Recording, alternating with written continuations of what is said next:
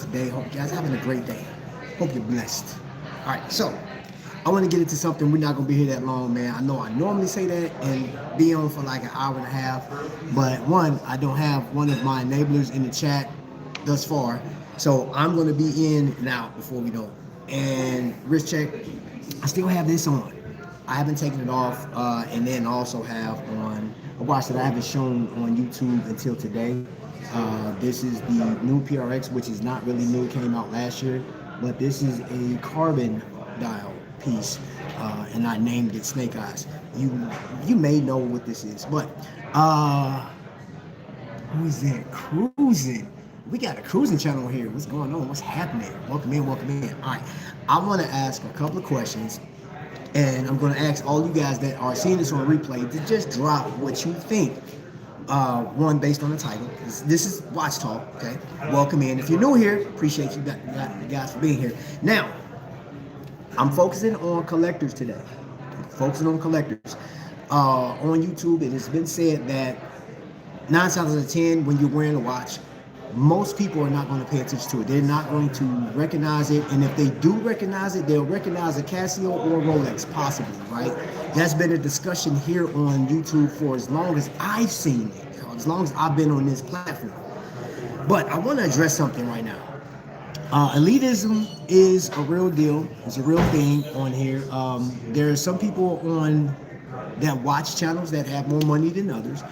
And I want to ask a couple of questions. You know, just because you make a certain amount of money, does that make you a better collector? If you can afford watches from RGM, Dorn Bluth, if you can get your reach for the crown and just grab whatever, or put yourself on a list, right? And grab whatever Rolex, stainless steel Daytona, for example. Are those the most important? And also, I'm a consumer of YouTube. I've looked at a lot of videos. I don't know if I can't say that I consume YouTube more than I'm on YouTube because I'm live like sometimes twice a day. But I do have notes here, and I'm going to be writing stuff down as people come in here. Hannibal's in the building. Hio Silver's in the building.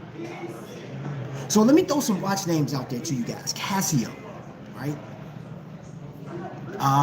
Longines. Let's see, Seiko. All right. Notice, Nomadic. Let's see, what else can I think of? It is raining. Glycine, IWC, Shinola. I'm just throwing some names out there. And forgive me if I didn't hit the watch brand that actually hits you, but I'm going to ask a question before you get out of here. What is your grill? All right, I got that written down. What is your grill? We'll table that for right now. I don't want to forget it, though. I just want to throw it out there. What do you consider your grill watch? But what I've seen on YouTube, is these names, like Tudor, Rolex, Vacheron, like the Holy Trinity. These watches are thrown out, and what happens is, you'll have videos that say, hey, top 5 collections that should be, or top 5 watches that should be in your collection, or the type of watch for one watch collection, or whatever. Like, there'll be so many different avenues, and there'll be a praise. There'll be so much focus on that watch. And then you'll get a video, if you pay attention, if you follow the trend, there'll be a video that comes out like, hey, I wasted X amount of dollars on the watch collection. And then you'll find out that some of those watches that were praised over YouTube, not that particular channel, but across the board, your favorite YouTuber, one of those watches that said to, hey, I wasted my time, is in the list. And you're like, And I don't know how you guys approach it. You know, like, what's your thought process at that time? Do you feel slighted? Do you feel like, oh, you know what? I did waste my time because I really don't like this watch. You know, and I've purchased watches. Me personally, I have purchased watches that I had. I'm like, oh man, this is nice, it's dope. And it loses its luster over time because I have another watch in my collection that I just can't put down. Case in point, let's say I had a $10,000 watch, right? Would I wear that watch all the time? I don't have it, so I can't answer that question right now. Have I had an expensive watch before in my collection? Yes, 2, 3 actually. But I gravitate to this so much. I wear this so much. And then, of course, for those that's been watching, if you following with me and you're like, okay, you've had this on for quite some time, it's a special occasion. There's a countdown. 3 days from now, I'm going to be doing a celebration of life for my son and the connection. So hold on, we got greetings, watch addicts in the building. I don't believe that because I saw an interview with the young collector who was 25. Oh wait, come back. Wait. Oh wow, did YouTube just, yo, that whole whatever, did you delete it? I didn't get a chance to see the comment. Okay, all right, I'll wait for you to put the comment back up. Julius Caesar, what's going on? Welcome in. Oh, wrist check, everybody. What do you guys have on right now? What do you guys have on? All right. I do have a question. Is a YouTuber's regrets of the way they collected an issue that should be transferred over to the consumers, the lovers of YouTube? You know what I'm saying? And I ask that question seriously because I do consume YouTube. I do look and I do take the recommendations of some of these YouTubers. And I've been doing this for years. Now, granted, for those that there are some YouTubers that just popped up in the past year, past 6 months or something like that. Yeah, I'm learning about different people. But there's too much consumption can be a bad thing too, because where your decision making go when it comes to collecting watches? It's crazy. My grill is a reissue of the LU Chapar 1860 from 1997.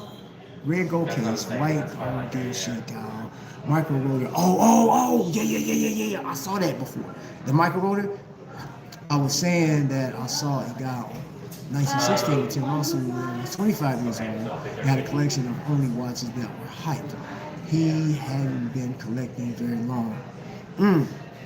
That's interesting. My issue with that is that he only has stuff that's hype and things that only get him validation, in my opinion. And that's where I'm getting at right now. How many watches will get you in this space? That's why I want to focus on collectors, man. Like, I get it.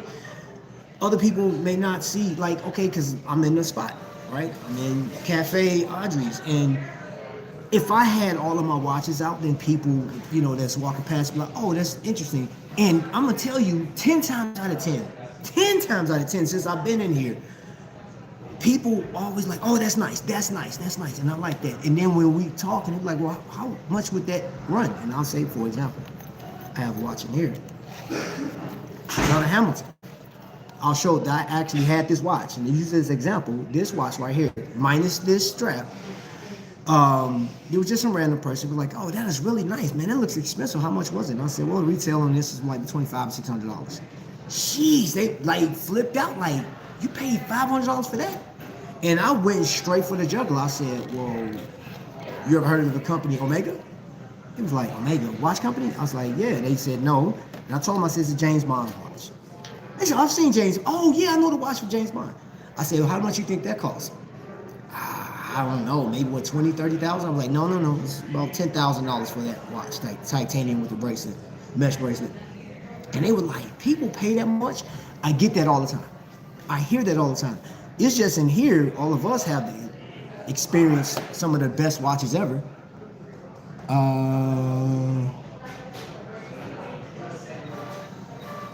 on, let me see. Let me get into my issues with that. Okay, I read that. Sounds like he had too much money to spend, Chris. Possibly. Or could he have, the influence is real here. Let's keep it 100. The influence on YouTube, Instagram, and TikTok is real. It's real. It's real. I don't know how many people on Facebook. I get a lot of notifications on Facebook about watches. But for the most part, what are we doing? What are we doing as collectors? In my space, I do have people that will ask me advice on what should be my next watch, and that's one of those. I don't want to try to help you curate your collection because you have to learn it, but I do like breaking it down, and you can look at my collection, and that's a lot of times what I'll do is I'll show them my collection, what I have. And if they gravitate towards anything in my collection, I'm like, hey, well, try this, try it on. And I always highly recommend people go to Macy's, go to JCPenney's if they're still open in your area. Go to an AD in your area and check it out. And for those that are like, I don't want to go to an authorized dealer because those watches are expensive. Trust me, I've covered this before. Understand the anxiety because I had it. And I wouldn't, like at this point, I would walk into anybody's AD. I don't care what I got on. I don't care what, like the baseball cap, the hat, shirt, all this stuff. I would walk in any AD right now just to see and explore, right? That's the only way you're going to learn to see what your taste level is. So this is my thing right here. And this, I'm not giving any advice. I'm just telling you personally, for me, as a consumer of YouTube and watching all of these social media experts give their analysis on what's the best, what's the worst, what you shouldn't do, what you should do, the regrets and stuff like that, that doesn't translate or transfer over to me per se. You guys are different. You guys, and this is more of a conversation back and forth. I just wanted to know where you stand with this. What do you think? And I would love for you to put that, like, even if you are here live right now, and once this live is over, we can have a discussion in the chat, because I've been made aware that there are people that are basing their decisions on what they buy next off of some of the videos that I have. And I do want to provide that, because I am nobody's expert. I am a consumer. I am a lover of watches just like the rest of you guys. I enjoy the community. And I will never sit up on this platform and act like I got it together and my decision on what I collect should be what you collect. No, I want to enjoy, right? I want to learn, right? And even with, I did a live a few days ago, and just for clarity, I do know the history of Tudor. I didn't know the history of the Tudor Rose. I looked up the family and I was like, okay, that was like, that is crazy. The whole thought behind the Tudor Rose, the Tudor Rose situation. But again, I feel like that's what makes this community so vibrant and so needed and valuable, is because you get to learn, you get to discuss what you like and things of that nature. You get to learn somebody else's collection. That's like the wrist check. I heard on YouTube somebody said they don't like the wrist check thing because, Teddy started that, and TGV started that, right? And it's like, why, copy that and put it out there? And I will say to that, horology is for everybody. Horology is for everybody, and all the nuances that go along with it, man, it should be celebrated. We have something to celebrate right now. You know what I'm saying? Like, for example, PRX. This right here, PRX. There's a number of people that absolutely love PRX. Hamilton. People absolutely love Hamilton. There's some people that will double wrist because they saw Mr. Wonderful double wrist. So they're like, oh, you know what? I'm going to try that. Others may be like, nah, bro, that's diabolical, man. I heard somebody told me, like, man, you're a wild boy, man. You got on 2 watches, bro. Like, what's going on, man? Like, you okay? It happens. You have to embrace it. Or not. You don't have to do anything, honestly. You can be whatever you want to be. Like, Jay, what's going on, Jay Jones? 2026 will be big for the entire watch industry. Oh, we're going to talk about that too. And I'm like, again, today's episode, we're at 13 minutes. It won't go over 20. Even if that man shows up, I'm not going over 25 minutes. He who is nerd with swag. I like that. My angle is I don't buy watches without sleeping on it for a while. The more expensive, the longer I'll sit. Yes. Dude, Jay Jones for the $5 super chat, man. Appreciate you so much for that. We got a super chat from Chris. Thank you so much, man. I appreciate that. Hold on, let me get to this real quick. I give you a real hard one. Thank you. Appreciate that. Hail Caesar, hey nerd, everybody speaking. Fellas, for Christmas, I take Doki. Thank you. Please order it today. Hannibal has spoken. You do you. Yes, you should do you. Most definitely. You do you. And that is the thing that I like. I appreciate that. Hold on, wait a minute. Put this. As simple as that comment is, that is a hard thing to do on YouTube. And I'm going to say this, and this isn't just my opinion. If you take the time to look at these videos that I consider very controversial, right, from one of the top leading YouTube subscribe people, the top rated, the one with the most subscribers right now that sits at the top of the list, will make a controversial video just like that. No question. Go into the comment section and you'll see what people actually think. Then the second rated, highest rated personalities on YouTube, there's comments behind there, and one does not play it safe whatsoever over the other one. The other one plays it safe, and he has an eloquent dance with talking about horology off the rip. And you can argue that if you like, but I'm telling you, there's a complete night and day. But then there falls in line everybody else. There's going to be YouTubers, horologists, YouTubers that are going to be rated. Some are going to be loved. Some are going to be, it's like, whatever you, it really doesn't matter. I'm not here to judge at all. I'm just here to say this.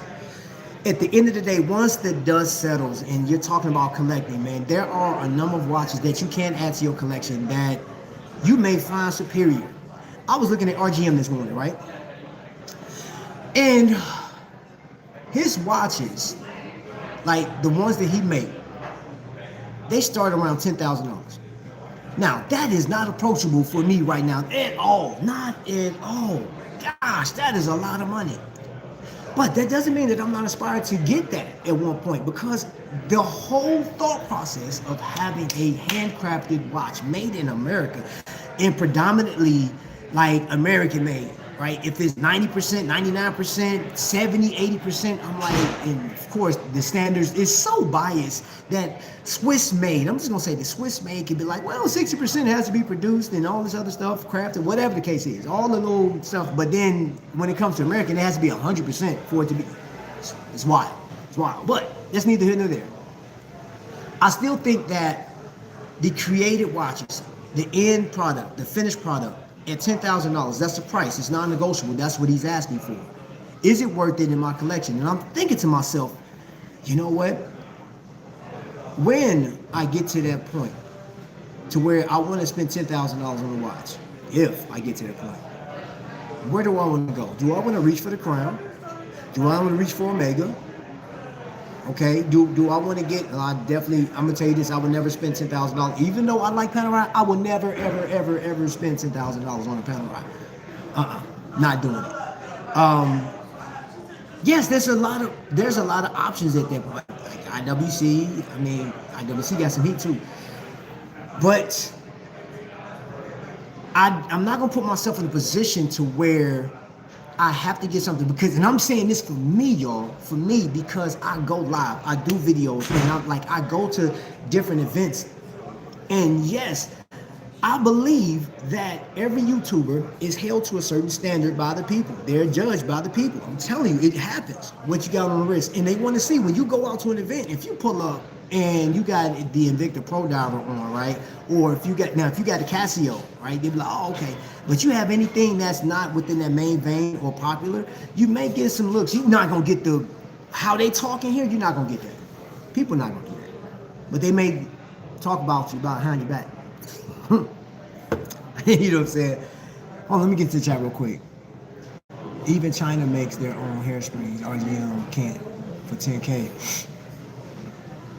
Every day, that's how I'm married almost 30 years. I don't like dual wielding watches.